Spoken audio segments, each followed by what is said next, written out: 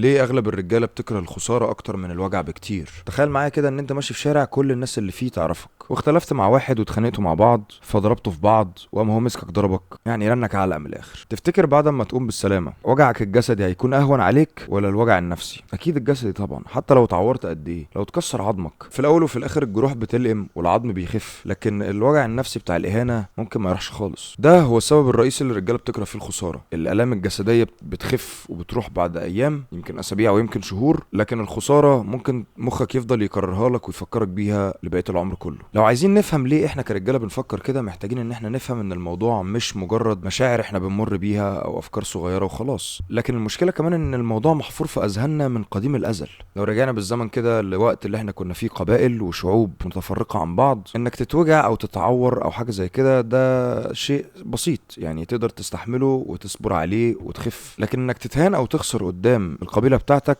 ده ممكن يكون الفرق ما بين وجودك معاهم ونبذتك من وسطهم. الضعف ما كانش شيء بيحتمل وما كانش شيء بيتقبل بالنسبه للراجل، لان دي كانت مهمته الاساسيه، ان هو يستخدم قوته الجسديه في ان هو يامن الناس اللي حواليه. فلو انت وسط قبيله من الرجاله واتضربت او اتهنت، ده معناه ان مكانك في المجتمع بتاعهم وقع، ولو بقيت منبوذ ده ممكن يكون الفرق ما بين الحياه والموت، بقائك وسط الناس وبعدك عنهم. وبالتالي انك تلاقي اكل، انك تلاقي دفى، انك تلاقي مأوى، انك تلاقي حمايه، ضد انك ما تلاقيش اي حاجه من الكلام ده خالص وتبقى لوحدك فريسه سهله. دي بقت غريزه في دماغنا وجزء من البروجرامنج بتاع مخنا، ولحد النهارده عندنا نفس الغريزه دي. وعلماء النفس لما قارنوا ما بين ان انت تكسب 100 جنيه وتاثيرها النفسي عليك مقابل ان انت تخسر 100 جنيه، لقوا ان وجع انك تخسر ال 100 جنيه دي اضعاف مضاعفه من احساس السعاده انك تكسب 100 جنيه، وادوا اسم رهاب الخساره. وعشان كده لو اتكسر لك ضلع فانت ممكن تتألم لاسابيع وبعد كده تبقى تمام، لكن لو خسرت قدام الناس احترامهم ليك ممكن تفضل على ده شهور، سنين، وساعات للأبد. في مشكلة كمان، الايدنتيتي او الهويه. لما انت بتخسر قدام الناس هويتك بتتغير، بمعنى اصح قصتك عن نفسك اللي جوه دماغك بتبتدي تتعدل وتتغير لقصه تانية خالص. وبعد ما كنت انت البطل في قصتك تبتدي ان انت تكون شخص مكسور في قصتك، شخص شايف نفسه بطريقه اضعف بكتير ما هو كان شايف نفسه قبليها. انا مش عارف بقى انت مستغرب ان انا بتكلم عن الموضوع ده اصلا ليه وقاعد عامل حلقه عن الموضوع ده ليه، بس انا بجهزك لفكره لذيذه جدا جدا جدا. لو الخساره هي اكتر شيء مرعب بالنسبه للراجل، طب الشباب اللي بتلعب بفنون القتال وبيغمى عليهم قدام الناس وقدام الكاميرات ونقعد نتفرج عليهم ونحطهم في الفيديوهات دول، يعني وضعهم ايه من القصه؟ هنا بقى الحلويات كلها تيجي. لاعبي فنون القتال ما هماش بني ادمين عاديين، هما الناس اللي عدت بالاحساس ده وشافت قد ايه هو مرعب وفضلت بصله في عينه. هنبص مثلا على رياضه الجوجيتسو، ولو مش عارف رياضه الجوجيتسو فهي فن من المصارعه له 4 اهداف: 1 توقع خصمك على الارض، 2 تعدي خطر رجليه عشان هو بيقدر يرفص بيها، 3 تقدر تسيطر عليه من اوضاع تقدر تضربه منها بسهوله، 4 تاخده اخضاع بالكسر او بالخنق. من الاخر لو انت ما استسلمتش هتتكسر او هتتخنق ويغمى عليك. فمن اول حصه انت بتتعلم مبدأ مهم جدا.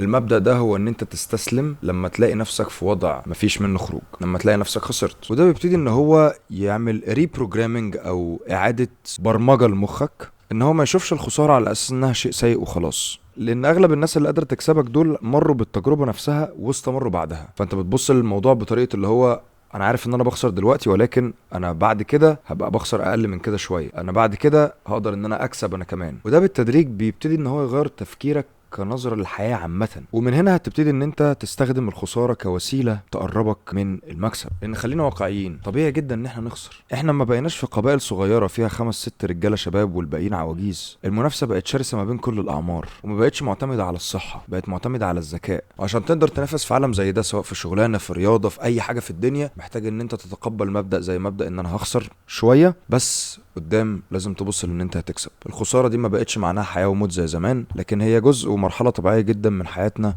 عشان نتطور في اي حاجة. بس يا سيدي، فهوصيك ان انت تتمرن، لازم تتمرن. الهدف من فنون قتالية هي ان هي تخليك متقبل مبادئ اعمق بكتير من مجرد اي سي ريد، او اللي هو مبدأ انا ما بشوفش قدامي. عارف انت مبدأ انا ما بشوفش قدامي ده؟ وافهم ان انت من لحم ودم ومحتاج ان انت تخسر عشان تكسب، وتخسر عشان تتعلم، وتخسر عشان تتطور. مفيش طريق للنجاة من غير ما تدوق وتتعمق في طعم الخسارة. وهتلاقي ان اقوى واشجع واوزن ناس هي الناس اللي خسرت كتير في حياتها وبعد كده كسبت كل حاجه. فلو في نصيحه ممكن اقولها للغبار الصغير، فهو اوعى تزعل ان انت خسرت، لان لو انت عارف الخير اللي ورا كل خساره كنت بتخسرها كنت جريت عليها. بس يا سيدي، ما تنساش تشوف الحلقات اللي فاتت وتعمل سبسكرايب عشان تشوف الحلقات الجايه. اشوفكم على خير.